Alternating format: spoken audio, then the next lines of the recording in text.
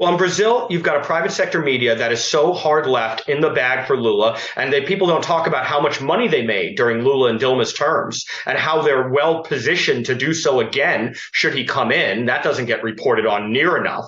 And then the independent right-wing media, like Jovem Pan, which would be like a Brazilian Fox News, Moraes goes and censors them, fines them, restricts their ability to communicate in social media, deplatforms them.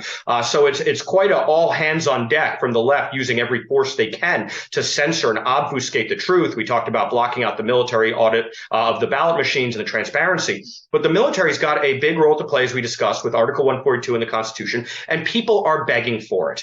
They want it. And I think the military does end up acting because they're students of the history. General Marau, who tweeted a couple Fridays ago that the Supreme Court is eviscerating the Constitution, I'm paraphrasing, when he says something like that publicly, a highly respected military leader, that is not a unilateral act. That was obviously discussed at the highest realms of the military hierarchy. Yesterday, we're talking Monday the 29th, earlier this week, there was an open letter sent to the highest ranking generals, sort of the Joint Chiefs of Staff equivalent, by 170 high ranking officers that would report to the high guard.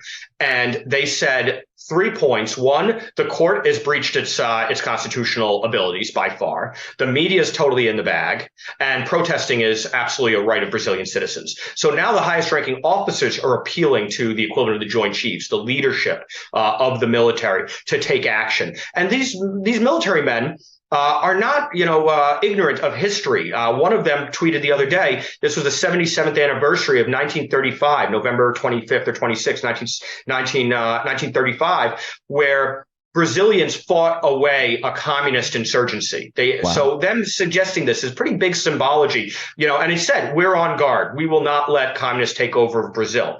Also important to note, Bolsonaro was a career military man, while Lula was a career criminal and was in bed with narco-traficantes and Marxist revolutionaries who are the equivalent of our weather underground. Which, by the way,